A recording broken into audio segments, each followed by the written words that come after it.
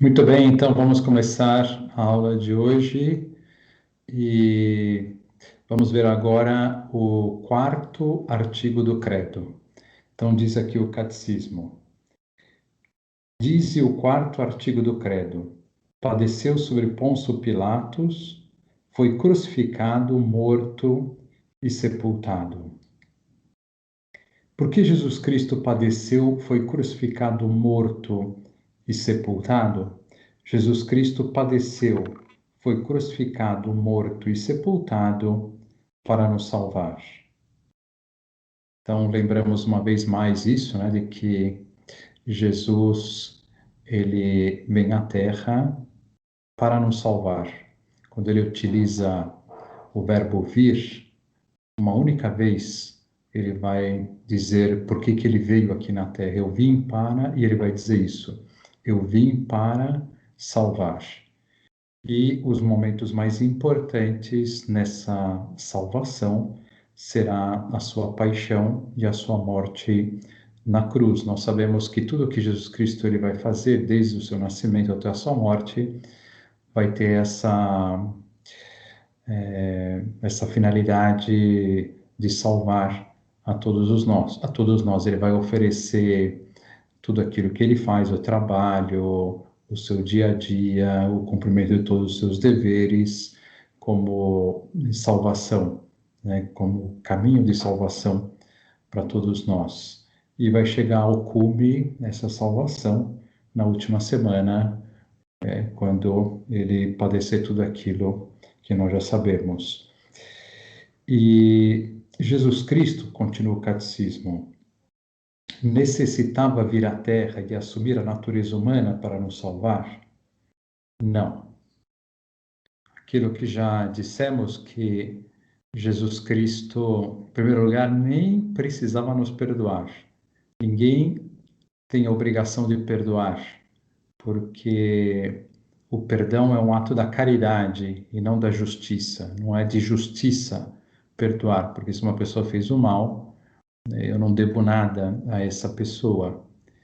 Então, se eu a perdoarei é por caridade. Mas é lógico, Jesus Cristo, Deus, nos perdoaria porque Ele é o sumo bem, a suma bondade. Mas Ele poderia ter nos perdoado, talvez já tenhamos dito em outra ocasião, somente de palavra. Não era necessário vir à terra, não era necessário sofrer, padecer toda a paixão, morrer na cruz. Mas Deus ele vai fazer isso por uma sabedoria maior, por uma perfeição do perdão. Ele vai nos ensinar muitas coisas vindo à Terra. Então vamos lá a resposta. Jesus Cristo necessitava vir à Terra e assumir a natureza humana para nos salvar? Não. Deus poderia somente de palavra perdoar-nos da culpa e do dano causado pelo pecado. No entanto, por amor e para percebermos a gravidade do pecado, Deus decidiu vir à Terra, assumir a nossa natureza e morrer na cruz para nos salvar. Assumindo a nossa natureza, poderia representar todos os homens, assumir todos os pecados da humanidade e sofrer. Então, primeira coisa aqui que estamos ressaltando, Cristo vindo à Terra, ele vai assumir a natureza humana. E o que permite, assumindo a natureza humana, permite que Jesus Cristo represente a todos nós, que assuma todos os nossos pecados, todos os pecados da humanidade, e sofra, né, para nos obter o perdão. Se seu sofrimento fosse mínimo, derramar apenas uma gota de sangue já seria suficiente para apagar todos os pecados de todos os homens de todos os tempos. Como as ações de Deus têm um valor infinito, bastaria uma gota do sangue de Jesus Cristo para a salvação de toda a humanidade de todos os tempos. No entanto, por amor, derramará todas as gotas do seu sangue.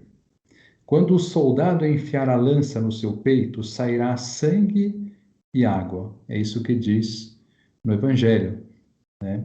Que saiu sangue e depois saiu água, ou seja, acabou todo o sangue de Cristo, ele derramou todo o seu sangue. Sinal de que derramou todo o seu sangue, sofrendo toda a sua paixão e morrendo na cruz, mostrará todo o seu amor por nós e toda a gravidade do pecado que leva à morte de Deus. A morte e todo o sofrimento que Cristo padeceu. Veja só, né, como ficará claro dessa forma. Imagina se Deus ele só nos perdoasse de palavra. Nós não compreenderíamos a gravidade do pecado, a gravidade do mal. E então, Jesus Cristo, padecendo tudo o que ele padeceu e morrendo na cruz, nós vamos perceber a gravidade, né, do pecado, dos pecados dos homens. Então, que levou à morte do próprio Deus, veja só, né, que Deus morre, né, pelo pecado. E então isso vai ficar muito gravado para nós. Por isso nós dizemos que por Jesus, pelo pecado mortal, quando nós cometemos um pecado mortal, nós voltamos a crucificar Jesus Cristo. Isso os santos, muitos santos disseram isso, né? Que um pecado mortal volta a fazer com que Cristo morra. Vamos então à próxima pergunta. Como se chama o plano de salvação de Deus de todos os homens? Chama-se providência divina. Então Deus ele tem um plano de salvação de cada um de nós. Cada um de nós. Como se só nós existíssemos, né? Um plano para cada um de salvação. Então, imagina o trabalho que dá. Ele tem um plano para cada um, onde ele vai se servir de cada segundo da nossa vida, cada detalhe, né, para que nós morramos muito santos e preparados para ir para o céu. Toda a lógica das coisas que ocorrem na nossa vida tem em vista a nossa salvação. Esta é a chave para entender tudo o que nos acontece. Então, tudo que nos acontece tem em vista a nossa salvação. É por isso que acontece. É por isso. E não só a nossa, mas a de pessoas ao nosso redor. Ou de pessoas que nós vamos oferecer quando nós sofremos, quando tem uma dor ou uma doença, nós podemos oferecer pelos pecadores, pelas almas. Hoje mesmo li umas palavras de Nossa Senhora dizendo isso, me marcou muito, né? Que meus filhos saibam disso. Muitas pessoas se condenam porque nós não rezamos e oferecemos penitências por elas. Que coisa, hein? Olha que palavras de Nossa Senhora. Como é importante rezarmos e oferecermos sacrifícios pela salvação das almas, né? Então, não existe destino? Não. Isso mesmo, não existe destino. O que existe é a providência amorosa de um Pai que nos ama infinitamente e faz de tudo para nos salvar. Por que que aconteceu aquilo? Para nos salvar. Por que que eu perdi o emprego? Para me salvar. Por que que eu estou passando por essa dificuldade? Para me salvar. Por que que eu estou com essa crise no casamento? Para me salvar. Por que que eu tenho essa dificuldade enorme de convivência com a minha irmã? Para me salvar. Por que? É assim. tudo que ocorre na nossa vida faz parte da providência divina. Santa Teresinha dizia isso: tudo que chega a nós vem das mãos de Deus, vem pela providência. Tudo é fruto da providência divina. E o destino, o que é o destino? O destino é como se fossem forças cegas da natureza, forças cegas que vão. É o destino que te levou a isso. As pessoas, quando falam destino, elas estão dizendo isso, né? Foi o destino que fez com que acontecesse isso, esse acidente, foi o destino. Não existe isso, não existem forças cegas, existe Deus governando tudo. Tudo. Né? Só o pecado é a única coisa que Deus não governa, vamos dizer assim, a liberdade de cada um de nós. A liberdade de cada um de nós. Porque nós somos livres. Né? Então, as nossas ações livres, Deus as permite, mas Ele vai utilizá-las para o nosso bem, para o bem daqueles que querem amá-lo e amar o próximo. Então, o mal que as pessoas livres fizerem para nós, Deus vai se utilizar para a nossa santificação. Então, até o demônio, né? O demônio com toda a sua artimanha, com as suas tentações, ele vai acabar sendo um instrumento de Deus para a nossa salvação e santificação. Né? Ele com toda a sua maldade e tal, então Deus vai permitir que ele nos tente, vai permitir determinadas coisas que ele faça na nossa vida, mas vai permitir só em vista da nossa salvação. Como padeceu Jesus Cristo? Jesus Cristo padeceu tristeza, dores e o suplício da cruz. Na verdade, São João Crisóstomo vai dizer, né, que Jesus Cristo padeceu de todas as formas, física e espiritualmente. Ele vai enumerando todos os sofrimentos de Cristo, né? Que Jesus Cristo padeceu com relação ao corpo, padeceu no rosto, padeceu no peito, padeceu nas pernas, padeceu nas mãos, padeceu não sei o quê, né? E aí com relação à alma, Cristo padeceu o desprezo, padeceu a incompreensão, padeceu, né? Enfim, ele vai enumerando todos os sofrimentos que Cristo padeceu. Em que dia morreu Jesus Cristo? Jesus Cristo morreu na Sexta-feira Santa, às 3 horas da tarde. Por isso que esse horário é o horário da Divina Misericórdia, né? Que Deus revelou a Santa Faustina, às 3 horas da tarde. Jesus Cristo padeceu e morreu enquanto Deus ou enquanto homem? Jesus Cristo padeceu e morreu enquanto homem, porque enquanto Deus não podia padecer nem morrer. Como se chama o mistério da paixão e morte de Jesus Cristo? Chama-se o mistério da redenção.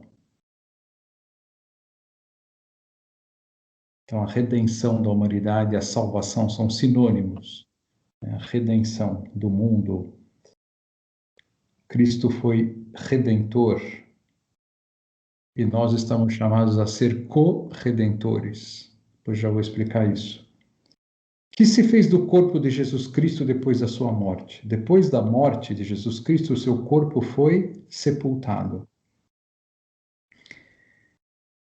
Dize o quinto artigo do credo. Desceu à mansão dos mortos, ressuscitou ao terceiro dia. Desceu à mansão dos mortos. O que significa isso? Desceu à mansão dos mortos. Então, a mansão dos mortos quer dizer que depois da morte de Jesus Cristo, sua alma desceu ao limbo. E o que é o limbo? É aquele lugar que as almas boas, as almas que mereciam o céu, iam esperando que o céu fosse aberto novamente. Então Moisés, né, não sei, todas aquelas pessoas, os profetas, todas as pessoas boas que mereciam a salvação. Então, desceu à mansão dos mortos é porque a primeira coisa que Cristo fez foi ir até lá e levar essas pessoas para o céu, né? Desceu à mansão dos mortos quer dizer que Jesus Cristo, depois da sua morte, foi até o limbo. E o que é o limbo? O limbo ao qual desceu Jesus Cristo quer dizer o lugar onde estavam as almas dos justos, esperando a redenção. Por que desceu Jesus Cristo ao limbo? Jesus Cristo desceu ao limbo para consolar e livrar as almas dos justos. Quantos dias esteve morto Jesus Cristo? Jesus Cristo esteve morto 3 dias incompletos. Parte da sexta-feira, todo o sábado e parte do domingo. E eu agora fiquei sabendo de uma maneira mais clara que por que o sábado é um dia dedicado a Nossa Senhora. Há muitos séculos já, muitos séculos. E Nossa Senhora explica isso nesse livro que eu estou lendo do Padre Gobi, o livro azul. E ela fala que porque foi o único dia que ela esteve sem o seu filho. Então é um dia para nós nos unirmos a ela de modo especial no seu sofrimento, né? Um momento, foi muito doloroso, né? Esse dia para Nossa Senhora, tudo, né? A sexta-feira e tudo, mas ainda pelo menos estava junto de Jesus Cristo, né? Mesmo que estivesse ali sofrendo. Agora, o sábado não estava junto dele, né? Que fez Jesus Cristo depois dos 3 dias de sua morte? Jesus Cristo, depois dos 3 dias de sua morte, ressuscitou glorioso e triunfante para nunca mais morrer. Que quer dizer ressuscitou? Ressuscitou quer dizer que a alma de Jesus Cristo voltou a se unir a seu corpo. Porque o seu corpo, uma vez que ele morreu, estava lá, no sepulcro. Só que Deus, ele vai fazer com que o seu corpo não experimente a corrupção. Então, quando nós dizemos que Jesus Cristo morreu, é porque a sua alma se separou do seu corpo. Nós morremos quando a nossa alma se separa do nosso corpo. E a alma, ela continua vivendo, né? A nossa alma. E nós vamos estar sem o nosso corpo até o fim dos tempos, até o fim do mundo, quando vai haver a ressurreição da carne.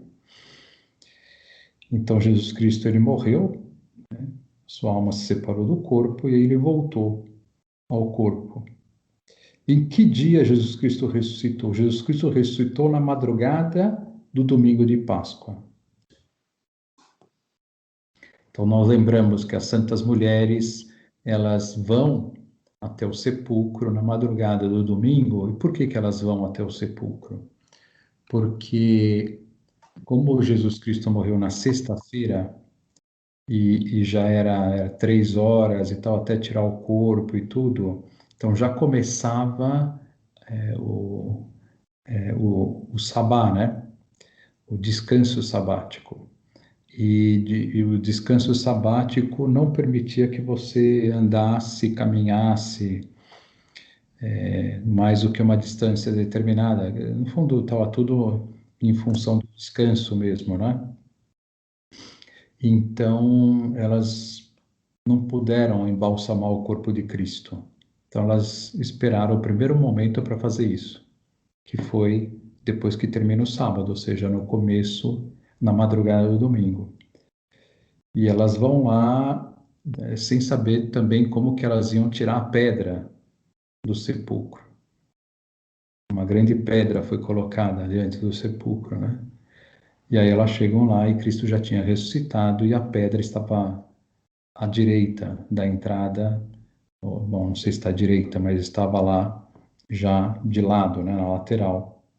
E aí elas puderam entrar e ver que Nosso Senhor não estava lá, só que elas pensaram, roubaram o corpo de Cristo, né? Roubaram e ficaram desesperadas e tal. E a Maria Madalena é a única que vai ficar lá, inconsolada e tentando achar o corpo de Cristo, se estava em algum lugar. E aí vê Jesus Cristo, só que ela não percebe que é Jesus Cristo.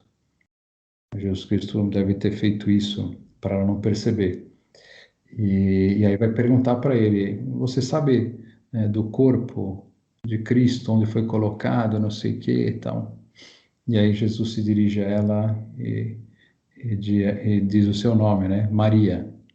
Aí ela, na hora, já reconheceu e já tentou segurar Jesus, né? E aí depois ela vai voltar para contar que viu Jesus. Por que Jesus Cristo ficou na terra 40 dias depois da sua ressurreição?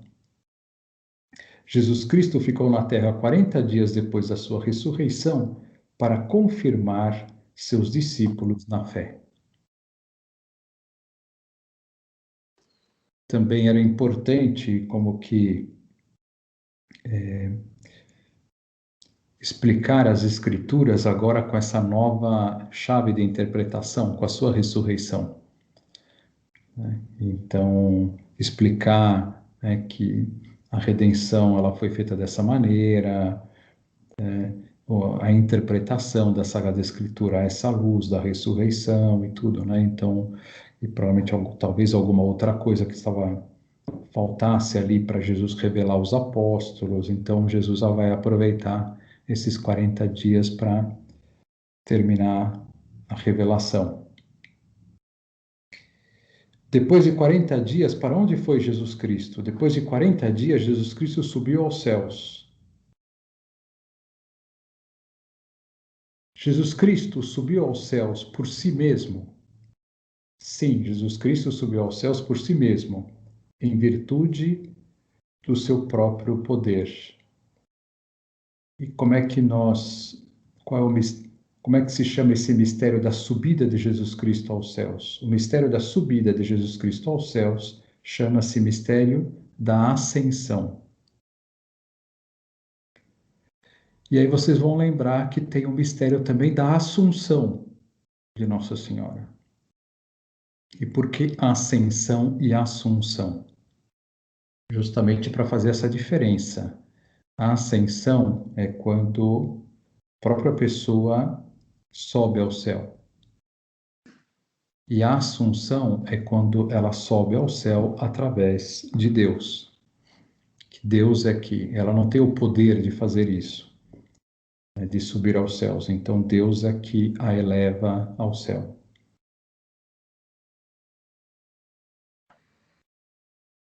Que querem dizer estas palavras? Está sentado à direita de Deus Pai Todo-Poderoso. As palavras está sentado à direita de Deus Pai Todo-Poderoso querem dizer que Jesus Cristo no céu tem um lugar de honra igual a Deus sobre todas as criaturas. Como assim, né? Que Jesus Cristo tem um lugar de honra igual a Deus sobre todas as criaturas. Jesus Cristo não é Deus? É Deus. Mas aqui seria Jesus Cristo enquanto homem, né? Enquanto homem, ele vai ter um lugar de honra em termos como, né, enquanto natureza humana. Então, porque de fato, sendo Deus, ele não precisa ter um lugar de honra, ele já tem, né? A segunda pessoa da Santíssima Trindade já tem esse lugar de honra, já, enfim, é o próprio Deus que está junto do Pai e do Espírito Santo. Então, olha lá, querem dizer que Jesus Cristo no céu tem um lugar de honra igual a Deus sobre todas as criaturas. Então, enquanto homem, que nós estamos dizendo essas palavras. Então, é interessante, né? Com Jesus, nós temos que sempre fazer essa distinção.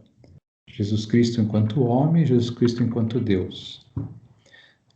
É enquanto homem que ele vai sofrer, é enquanto homem que ele terá os sentimentos, é enquanto homem que ele vai morrer, é enquanto homem que ele vai crescer em sabedoria e idade na graça de Deus, porque Deus ele não cresce, né? Deus ele é. Agora, só enquanto homem ele vai crescer, né? Em sabedoria, conhecimento. E Jesus ele ia a cada idade que ele ia atingindo, né? Ele ia tendo a plenitude daquela idade. 12 anos de idade, ele tinha, enquanto homem, né, a plenitude de uma criança de 12 anos de idade. Plenitude, plenitude, a total plenitude, né, de uma criança de 12. 13 anos, a total plenitude de uma criança de 13 anos. Né? E os homens não são assim, né? Exatamente, né? Não, nós não somos perfeitos, né? Então nós não temos, por isso também somos imaturos, somos tal, e aí vai, né? Uns são mais maduros do que outros e tal. Jesus Cristo não, ele tinha total maturidade para cada idade.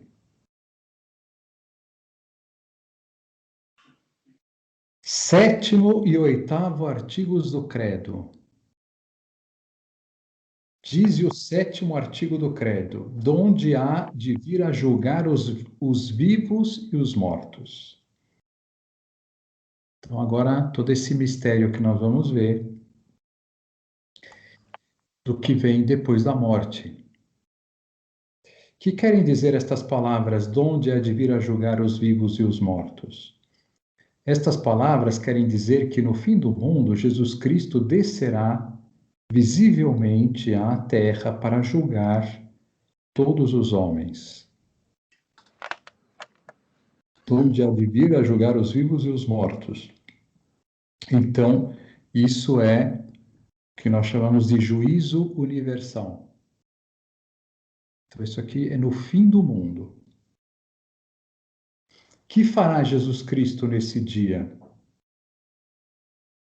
Nesse dia, Jesus Cristo manifestará a todas as criaturas o bem e o mal que fizeram, e dará o prêmio aos bons e o castigo aos maus. Sabe isso que nós percebemos, que há muita injustiça aqui na Terra e que essa justiça ainda permanece, mesmo depois que uma pessoa morreu. Vamos imaginar uma pessoa que é exaltada, admirada aqui na Terra e ela fez um grande mal. Fez um grande mal. Só que aos olhos do mundo, justamente porque o mundo está afastado de Deus, o mundo exalta essa pessoa, o mundo, enfim, honra essa pessoa. E aí nós falamos, puxa vida, mas onde está a justiça aqui, né? Onde está a justiça? Uma pessoa que fez o mal, como que ela é exaltada, como que ela é, né? Vamos pensar, você é um artista que morre e, e segundo os valores cristãos, ele fez muito mal, né? Porque ele não viveu de acordo com o espírito cristão. Mas ele morreu sendo admirado por todos e sendo, nossa, que artista e tal, fantástico, né? Então aí Deus, nessa hora, ele vai mostrar a verdade das coisas. Ele talvez, enfim, nas coisas boas vai dizer que aquilo foi bom, mas também vai deixar as claras as coisas más que as pessoas fizeram. Então, no fundo, vai ser a justiça final, né? Onde tudo vai se colocar no lugar, tudo vai estar no lugar. Ou os bons que aqui na Terra foram perseguidos, né? Foram maltratados, foram martirizados. Aí nós vamos ver toda a bondade dessas pessoas, né? Que não foi justo o que aconteceu com elas, eram pessoas boas, eram, né? E foram condenadas, foram ridicularizadas no mundo, né? Então isso vai ser mostrado também. Como se chama esse juízo? Chama-se juízo universal. Quando se fará o juízo universal?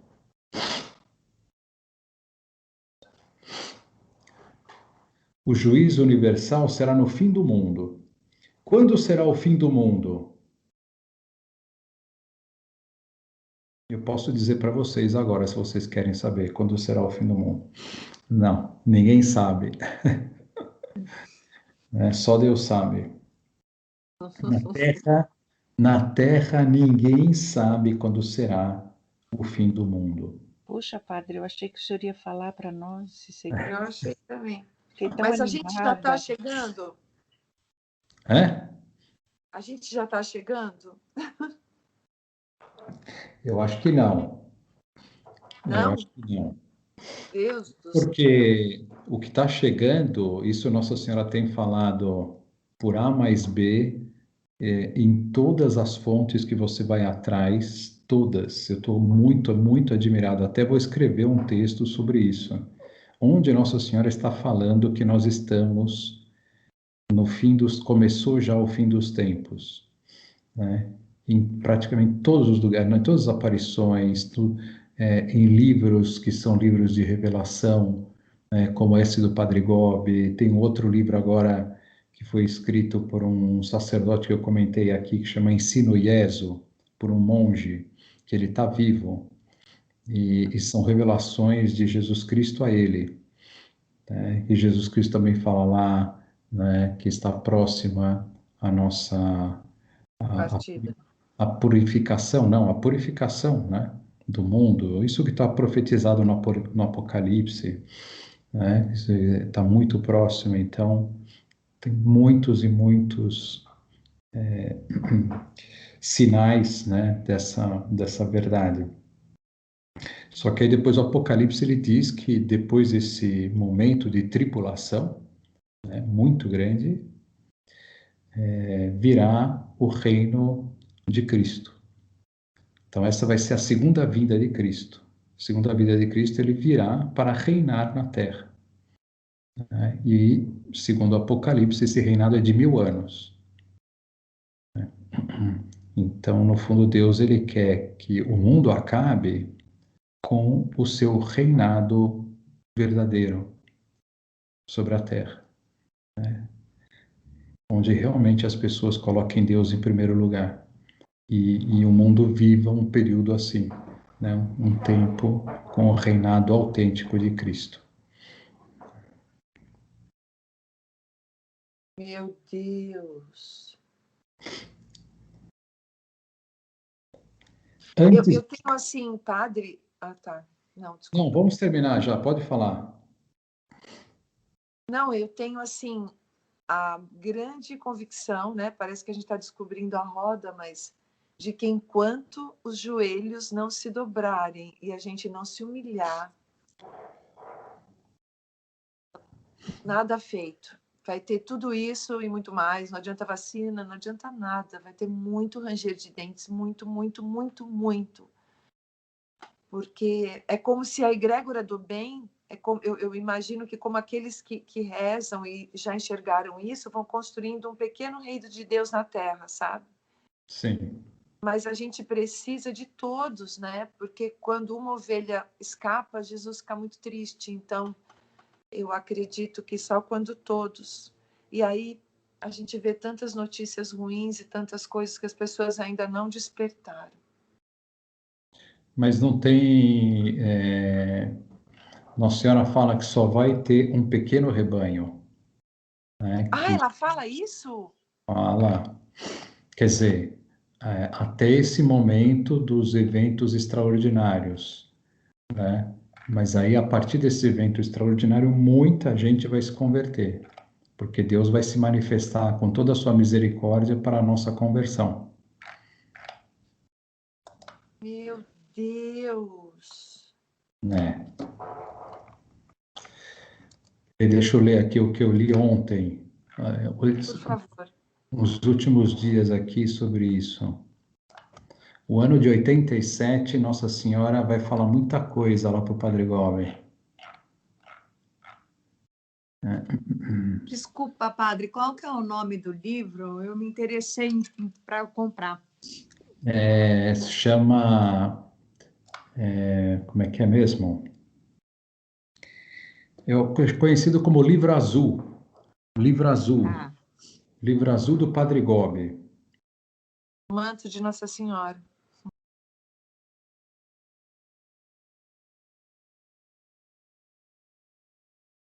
E o monge era Ieso?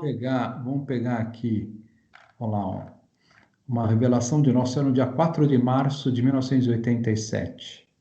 Nossa Senhora vai dizer assim: segui-me pelo caminho que vos tracei, meus filhos muito amados, por mim defendidos e protegidos. É o caminho da conversão e da penitência. A conversão que vos peço é a que Jesus vos pediu no seu Evangelho.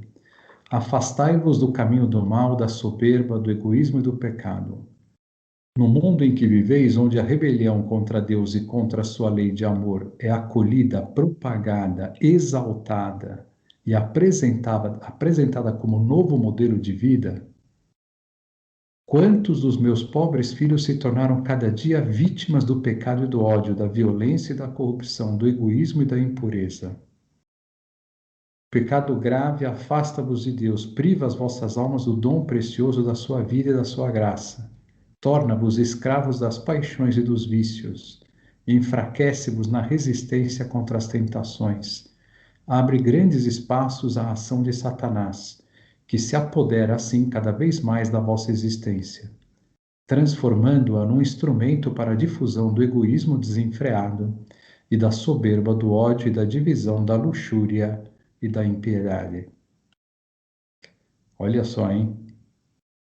Hoje é preciso que todos os meus filhos se convertam e voltem a crer no Evangelho, a viver segundo o Evangelho e se deixem guiar só pela sabedoria do Evangelho. Estes são os dias favoráveis para a vossa conversão, são dias de graça e de misericórdia, de esperança e de espera. Estes são os dias preparatórios para tudo aquilo que já vos espera, para os grandes acontecimentos que vos foram preditos.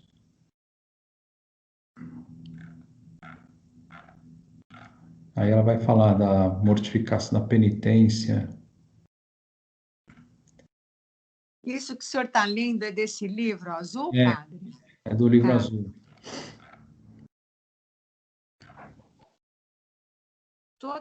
Tudo isso que é passado para a gente no WhatsApp é desse livro? Olha só. Hoje recordais os 70 anos da minha primeira aparição na pobre cova da Iria em Fátima, onde vim do céu para vos dar a minha mensagem de conversão e de salvação. Desde então, o desenrolar destes anos foi uma contínua confirmação daquilo que vos tinha predito. A recusa de voltar a Deus por meio da conversão conduziu toda a humanidade pelo caminho árido e frio do ódio, da violência, do pecado e de uma impureza cada vez mais vasta. As guerras sucederam-se continuamente umas às outras, não obstante os numerosos esforços efetuados, ainda não conseguistes construir a paz. Antes, hoje mais do que nunca, o mundo é cada vez mais ameaçado pela sua própria autodestruição. Não se quis responder ao meu pedido de oração que então eu vos tinha feito, especialmente por meio da recitação frequente do Santo Terço, para obter a conversão dos pecadores e a salvação de muitas almas expostas ao grave perigo de se perderem eternamente. Assim, a noite do pecado envolveu o mundo e o mal difundiu-se por toda a parte como um terrível câncer. Não se quer reconhecer o pecado como um mal. Pelo contrário, este é abertamente justificado e exaltado como um bem. As pessoas já não se confessam mais. Vive-se e morre-se habitualmente em pecado mortal. E quantas almas vão cada dia para o inferno por não haver quem reze e se sacrifique pela sua salvação? Viveis numa humanidade que construiu uma nova civilização ateia e anti-humana. Já não se ama mais, já não se respeita mais a vida e os bens do próximo. As chamas do egoísmo e do ódio queimam as sementes de bondade que ainda surgem no coração dos homens. Os pobres são abandonados, os pequeninos são insidiados pelo demônio e alimentados com o pão envenenado do escândalo. Os jovens são atraiçoados e encaminhados para precoces experiências do mal, os lares domésticos profanados e destruídos. Como é grande a vossa desolação, como são densas as trevas que vos envolvem. Em que abismo caístes? Satanás conseguiu estender por toda a parte o seu reino de trevas e de morte e domina como seguro vencedor. Que coisa, hein? Nossa. Padre, Fala. então, Olha só, deixa eu só ler a importância de rezar. Vou só ler mais uma coisa e terminamos. Ainda hoje, Jesus continua a ser vilipendiado, flagelado e ferido no seu corpo místico. Como faz sofrer o seu coração divino a atitude permissiva de muitos sacerdotes, de alguns bispos que justificam até os mais graves atos de impureza. São os pecados contra a castidade. Foi precisamente aqui, neste mesmo lugar, que o coração de Jesus foi vilipendiado, ferido e ultrajado. Ó, isso aqui é em Seattle, nos Estados Unidos. Olha o que Nossa Senhora vai dizer. Foi precisamente aqui, neste mesmo lugar, que o coração de Jesus Cristo foi vilipendiado, ferido e ultrajado por se ter acolhido muitos dos meus pobres filhos consumidos por este vício terrível, o vício da impureza, encorajando-os publicamente a prosseguirem no caminho do pecado impuro contra a natureza. Os atos impuros contra a natureza são pecados que clamam vingança diante de Deus. Estes pecados atraem sobre vós e sobre as vossas nações as chamas da justiça de Deus.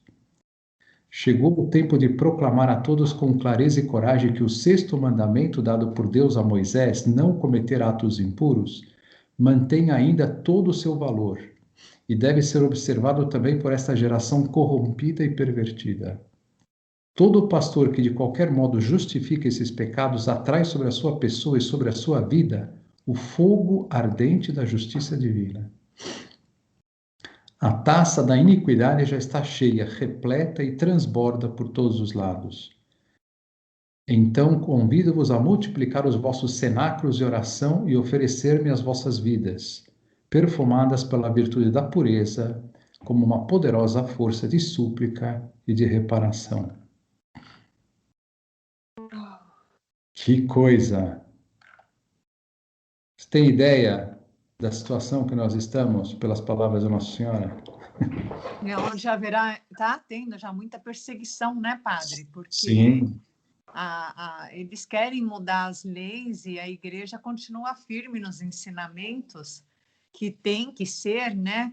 E são poucos os católicos, né? Os cristãos também, porque... Isso só vai se intensificar, Nossa Senhora. Quer dizer, o que está profetizado é que isso só vai se intensificar até a chegada do anticristo.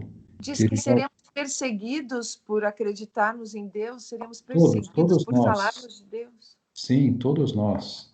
Todos nós. Vai ter. É isso que está profetizado no Apocalipse. É o anticristo. É o anticristo. Ele vai sentar na cadeira de São Pedro, né?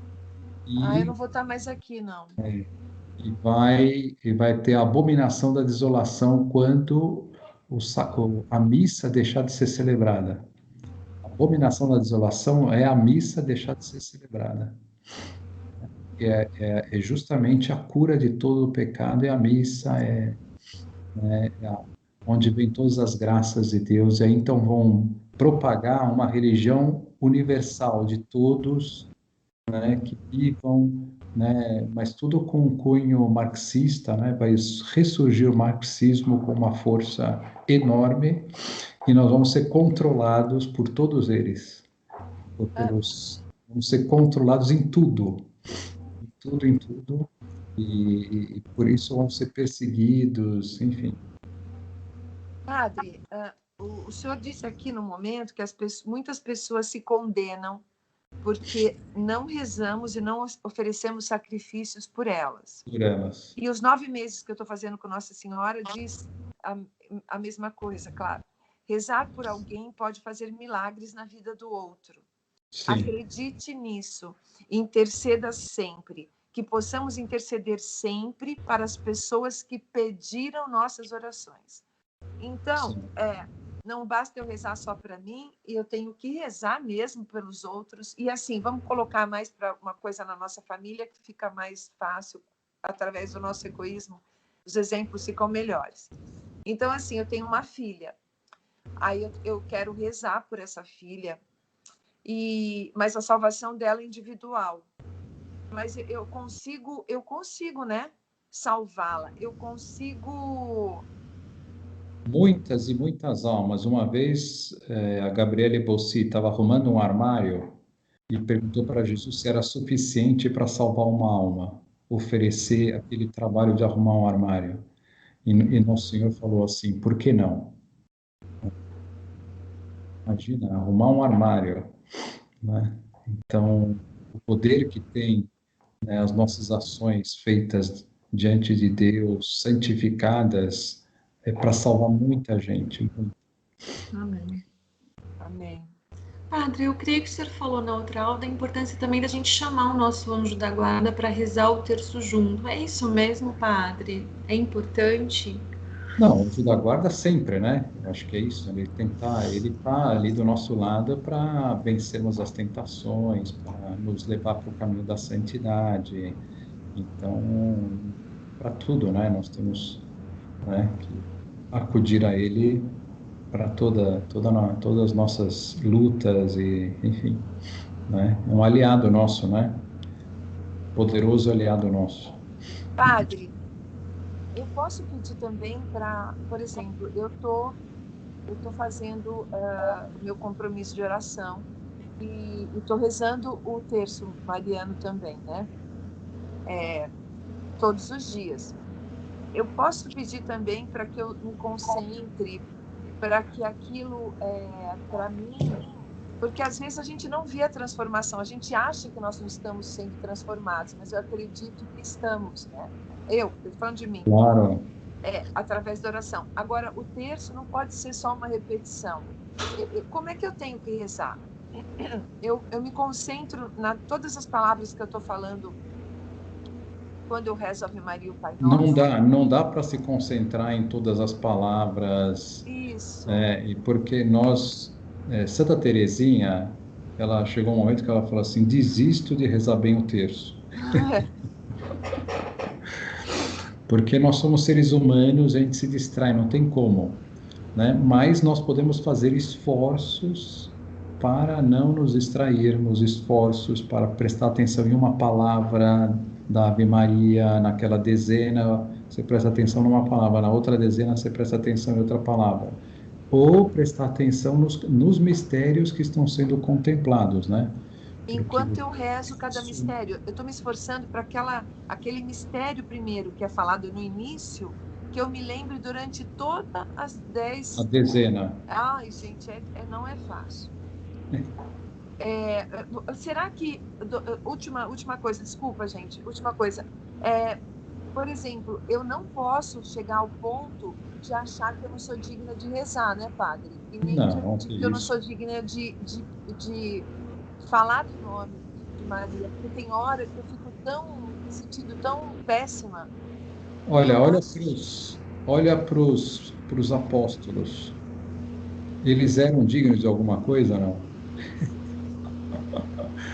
Eles não entendiam nada, eles eram mesquinhos, eles ficavam disputando quem ia ser o primeiro no reino. Eles são o maior consolo para nós. Duvidavam, né? Duvidavam. Jesus Cristo escolheu eles para ser apóstolos, você imagina? Eu digo isso, nenhum empresário colocaria a mão no fogo, né, para colocar esses 12 para difundir o cristianismo pelo mundo inteiro. Só Jesus Cristo.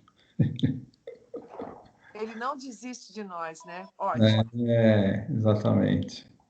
Somos o que somos e ele nos ama assim. Né? Tá bom. Tá bom? Tá. E Deus se derrete vendo nossos micro esforços para fazer o bem e amá-lo. Né? Graças a Deus. Tá. Tá bom. Então, até semana que Tá bom. vem. Tchau, tchau. Tchau, fiquem com Deus. Obrigada, gente. Beijo. Obrigada, Padre. Que Deus te Obrigada, abençoe, Padre. que Obrigada, dê pessoal. saúde para você falar com a gente sempre. Amém. Não me largue. Beijo. Não me largue, Nenhuma gente. de nós.